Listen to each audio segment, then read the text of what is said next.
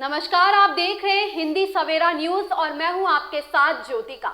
आइए रुक करते हैं खबर की ओर। अधिवक्ताओं ने तहसीलदार के खिलाफ की नारेबाजी, लगाया भ्रष्टाचार का आरोप। अधिवक्ताओं द्वारा लगाए गए आरोपों को बताया बेबुनियाद। अधिवक्ताओं के पास मेरे खिलाफ भ्रष्टाचार होने का कोई सबूत या प्रमाण हो तो पेश करें, मैं यहाँ से खुद ही तबादला करवा लूंगा।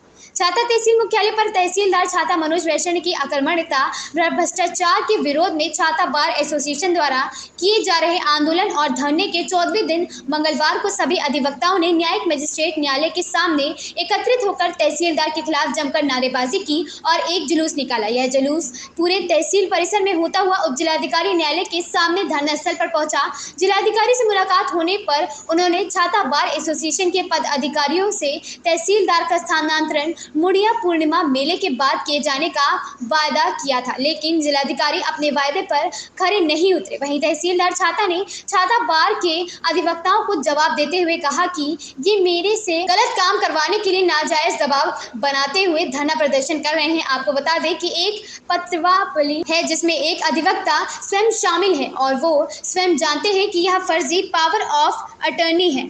आप पंजीकृत है, वह इस क्षेत्र का रहने वाला इंसान भी नहीं है जिसके नाम से इन्होंने फर्जी दाखिल खारिज पूर्व तहसीलदार से करवा लिया। उस पत्रावली को लेकर इन्होंने विवाद शुरू किया है और वही जो लोग मेरे ऊपर आरोप लगा रहे हैं वो स्वयं जानते हैं कि वो कितने शुद्ध व ईमानदार होते हुए 307 के मुस्लिम होने के साथ ही काले तेल के कारोबार है। वहीं ये अधिवक्ता मेरे न्यायिक कार्य में बाधा उत्पन्न कर रहे हैं। मैं न्यायिक कार्य करने व जनता की समस्याएं सुनने अपने ऑफिस में जाता हूं तो मेरे से गाली गलौज करते हैं और वे जो भी वादकारी मेरे पास आना चाहता है तो जबरदस्ती उन्हें धरना स्थल पर बैठा लेते हैं। इन्हीं 8 से 10 अधिवक्ताओं की वजह से बाकी के सीनियर अधिवक्ता कार्य पर नहीं आ रहे हैं, उन्हें भी धरना स्थल पर बैठा लेते हैं।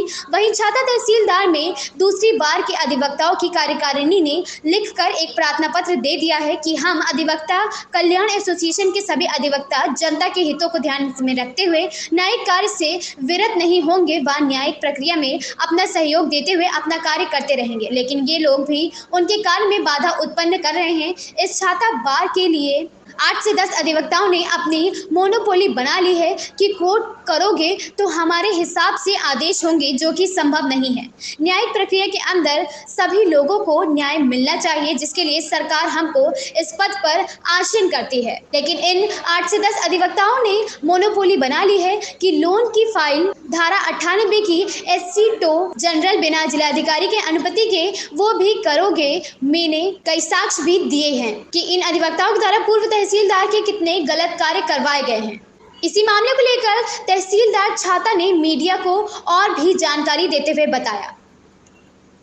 प्रताप सिंह की रिपोर्ट। अधिकारी को तत्काल हटा दिया जाता था, परंतु अब तो ऐसे अधिकारी भ्रष्ट अधिकारियों को जमाए रखना और उनको सपोर्ट करना आगे की ये नीति बन गई। क्या रणनीति रहेगी? आगे की रणनीति ये है, धरना प्रदर्शन चल रहा है, आंदोलन चल रहा है और अब तो वकील उस स्थिति में आ गए कि FIR वकीलों के खिलाफ हो तो हो, हमको जिस हद तक जाना पड़ेगा उस हद तक जाएंगे और हम इस तहसीलदार जब तक चैन से नहीं बैठेंगे जब तक ये तहसीलदार हट नहीं जाता। इसकी सूचना bar council of Uttar Pradesh को भी दे दी गई है। Bar council of Uttar Pradesh ने हमसे कहा है कि आप 4 दिन का धैर्य रखें, 4 दिन में हम जो है मुख्य सचिव साहब से और उच्चाधिकारियों से वार्ता करते हैं। उसके बाद धरना प्रदर्शन पूरे प्रदेश में करने का आह्वान किया जाएगा। ये बार काउंसिल ऑफ बताएं, क्या कहना चाहेंगे आज? ये कहना चाहेंगे तहसीलदार साहब ये कहते हैं बहुत ईमानदार। तहसीलदार साहब एक भी ये फाइल बता दें बैनामे के दाखिल खारिज की कि मैंने बिना पैसे के कोई फाइल की है। हिंदू धर्म के मानने वाले आस औलाद ईमान धर्म गंगा जली उठा करके कह दें कि मैंने इतनी फाइलें बिना पैसे के की हैं। एक बात। दूसरी बात कहते हैं मैं ईमानदार हूँ, मैंने भ्रष्टाचार पर कंट्रोल किया है। उन्होंने एक वीडियो जारी किया था कि मैंने भ्रष्टाचार में सुधार किया है, भ्रष्टाचार नहीं होगा। तो मैंने उसका एक जवाब प्रश्न किया था, उनसे उसका उत्तर मांगा था कि आप ये बता दें कि ये जो प्राइवेट कर्मचारी काम कर रहे हैं उनको कौन से फंड से तनख्वाह मिल रही है। आज तक तहसीलदार साहब का कोई जवाब नहीं आया है। ऐसी स्थिति में हम लोगों को धरना देना पड़ रहा है। DM साहब से मिले, उन्होंने आश्वासन नहीं बल्कि वायदा किया था, लेकिन कौन सा उनके ऊपर दबाव है कि वो ट्रांसफर नहीं कर रहे हैं। ये शासन जाने प्रशासन जाने। हम आंदोलन में हैं, चाहे 6 महीने हो जाए, चाहे किसी वकील की कुर्बानी देनी पड़े। अगर कुर्बानी देने की जरूरत पड़ेगी तो सबसे पहला शीश मेरा होगा, लेकिन हम झुकेंगे नहीं। इसका ट्रांसफर करा के छोड़ेंगे, या 6 महीने चले। ऐसे तहसीलदार कितने आए और कितने गए। अब तो इसका हमारे पास ऐसे सबूत हैं कि हम इसको टर्मिनेट करा सकते हैं और FIR भी कराएंगे। FIR भी करा देंगे, इसको जेल भी भिजवा देंगे। ये ना समझे कि तहसील स्तर के वकील हैं। हमारे पास इंटरनेशनल जो है संगठन है, इनको बता दीजिए तहसीलदार को, या तो स्वयं छोड़ जाए, नहीं तो और भी व्यवस्था ऐसी है, इनको जाना पड़ेगा यहाँ से। धरना प्रदर्शन चल रहा है तहसीलदार के खिलाफ, जो भ्रष्टाचार उन्होंने किया है, तो क्या रणनीति आगे की रहेगी आपकी? रणनीति है, जब तक इनका स्थानांतरण नहीं हो जाता है तब तक हम धरने पे बैठे रहेंगे। और पहले हम कमिश्नर साहब से मिलेंगे, DM साहब ने तो मना कर दिया। उन्होंने तो ये कहा है कि मेरी मर्जी है, मैं करूँ ना करूँ, उस पर आपका कोई दबाव नहीं है। अब हम यहाँ से आगे कमिश्नर साहब से मिलेंगे, कमिश्नर साहब भी लखनऊ तक जाएंगे। हम लखनऊ तक जाएंगे, ऊपर अपनी बात लखनऊ रखेंगे, योगी जी के और रेवेन्यू मंत्री जी से भी मिलेंगे और रेवेन्यू सचिव से भी मिलेंगे। आपने धरना प्रदर्शन किया है, जो रैली निकाली, किस बात को लेकर निकाली? ये धरना प्रदर्शन ये आज ही नहीं निकला है और ये रैली आज ही नहीं निकली है। ये धरना प्रदर्शन पिछले 13-14 दिन से चल रहा है।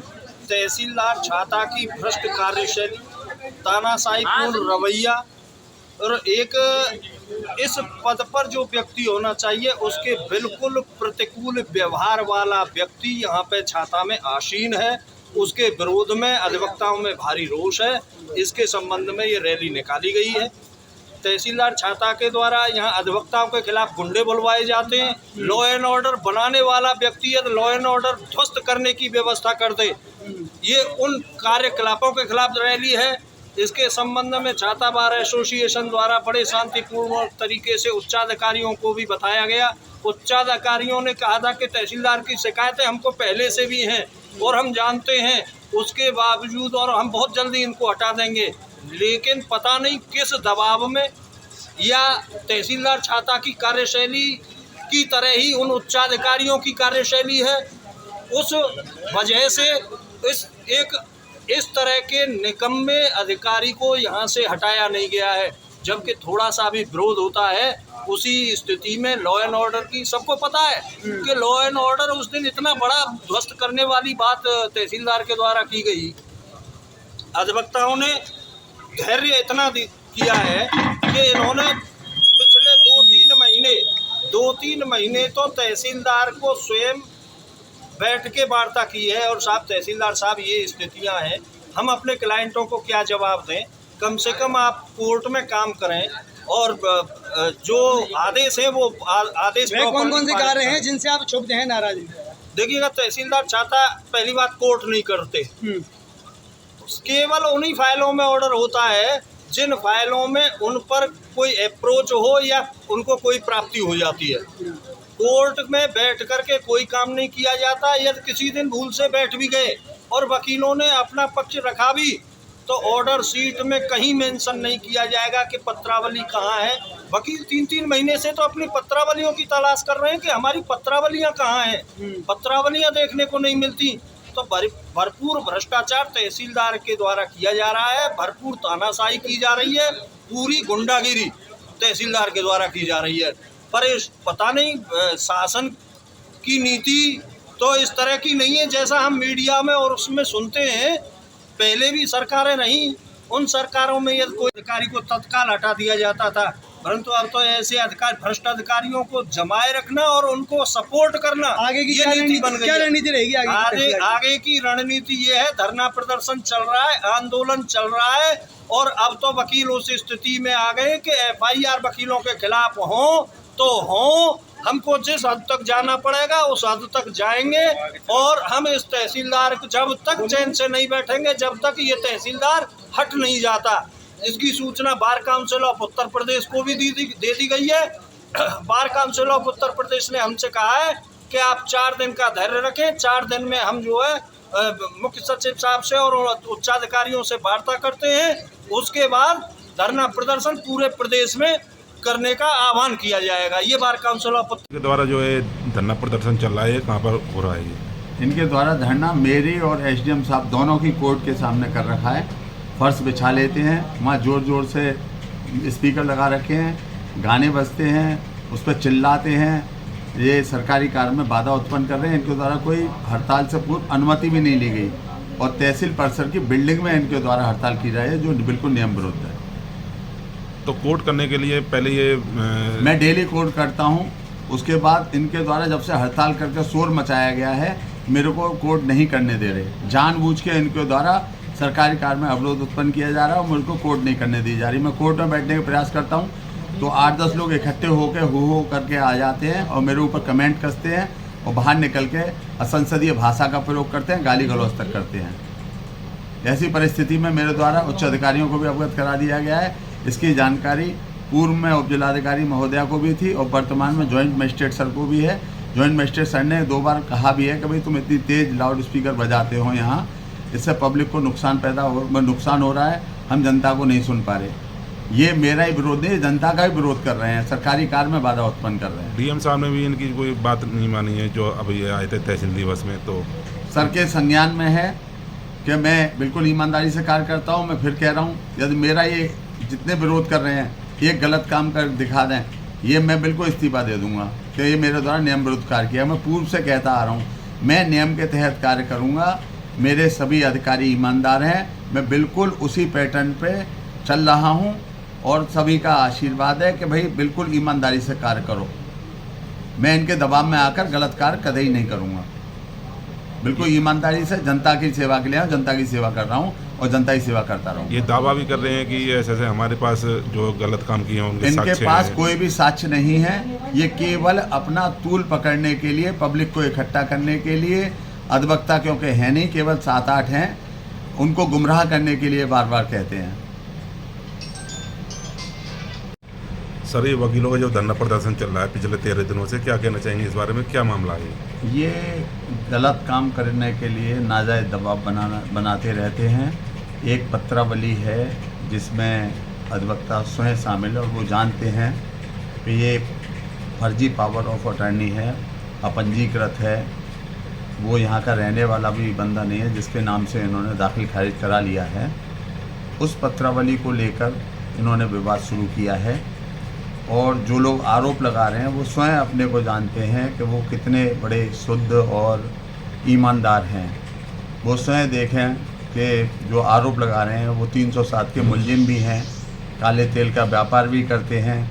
इसी तरह मेरे को न्यायिक कार्य में लगातार बाधाएं उत्पन्न पैदा कर रहे हैं। मैं ऑफिस में जाता हूं तो गाली गलौज करते हैं, बैठ के अनियमित रूप से कभी न कोई अनुमति ली गई, तहसील में ज़बरदस्ती इन्होंने बिस्तर डाल दिया है, वहाँ पे बैठ के समोसे खाते हैं, गाने बजाते हैं और हड़ताल का रूप देते हैं कि हम हड़ताल पर हैं।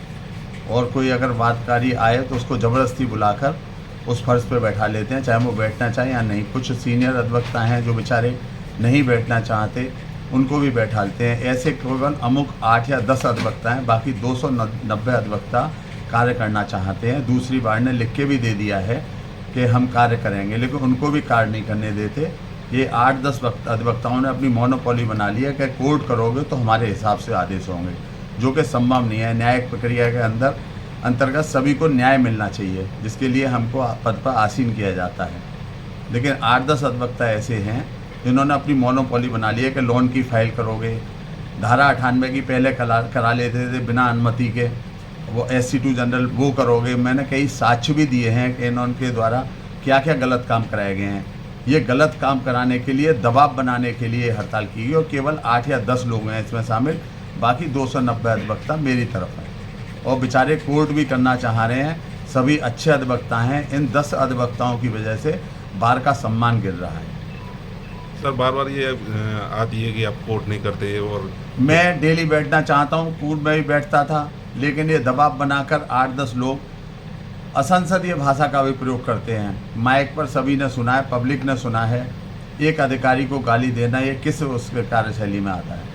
एक अधिवक्ता जो इसमें बता रहे थे कि ऐसे ऐसे बाउंसर भी आपने जो बुलाए। मेरे द्वारा कोई बाउंसर नहीं, बाउंसर भी इन्होंने बुलाए थे और मेरे को बदनाम करने के लिए। कभी मेरी फर्जी ऑडियो बनाते हैं, कभी बाउंसर का आरोप लगाते हैं, कभी महिलाओं का आरोप लगाते हैं, खुद ही बुलाते हैं और खुद ही मुझ पर आरोप लगाते हैं। वो इसलिए कि मेरे द्वारा कोई गलत काम ना किया जाता है ना किया जाएगा। ये नियम विरुद्ध कार्य कराना चाहते हैं, जो मेरे स्तर से कदापि संभव नहीं है। पूर्व अधिकारी को दबाव में लेकर इनके द्वारा कई अनियमित नियम विरुद्ध कार्य कराए हैं, जिनका मैंने कॉपी भी माननीय मीडिया को दिया है, माननीय अधिकारियों को भी भेजा है और सभी के संज्ञान में है कि इनके द्वारा क्या क्या गलत काम कराए गए हैं। ये जानबूझकर झूठे आरोप लगा रहे हैं। इन पर आज तक सिद्ध नहीं हुआ कि मेरे द्वारा ये गलत काम किया गया है। और जो ये कह रहे हैं भ्रष्टाचार की, वो अपने में झांक कर देखें। एक ईमानदार आदमी पर आरोप लगाने से पहले कि आप कितने स्वच्छ हैं, आपके क्या कार्यशैली है, 307 आपके ऊपर दर्ज है, आप काले तेल का भी कार्य कर रहे हैं, आप गाली बक रहे हैं बैठ के यहाँ पब्लिक में मेरे को। ये एक विद्वान अधिवक्ता कर्तव्य नहीं है। विद्वान अधिवक्ता इस तरह नहीं गाली बकते किसी व्यक्ति विशेष के नाम लेकर। ये एक तहसीलदार से नहीं, व्यक्ति विशेष का नाम लेकर गाली बकते हैं। ये अच्छा नहीं है, शोभनीय नहीं है। अधिवक्ता, विद्वान अधिवक्ता को शोभा नहीं देता। प्राइवेट कर्मचारी को लेकर ये कुछ प्राइवेट कर्मचारी मेरे टाइम से नहीं है, वो पहले से कार्यरत थे और इन्हीं लोगों ने रखवाए थे, जिसमें कुछ अधिवक्ता के रिश्तेदार हैं, उनको मेरे द्वारा निकाला गया। उसका भी इन लोगों ने एतराज किया गया कि हमारा भतीजा है, हमारा ये है। ये अधिवक्ताओं ने अपने रोग रख रखे हैं, जिनको मैं 2 बार निकाल चुका हूँ। इस खबर में बस इतना ही। मिलते हैं दूसरी खबर में हिंदी सवेरा न्यूज के साथ।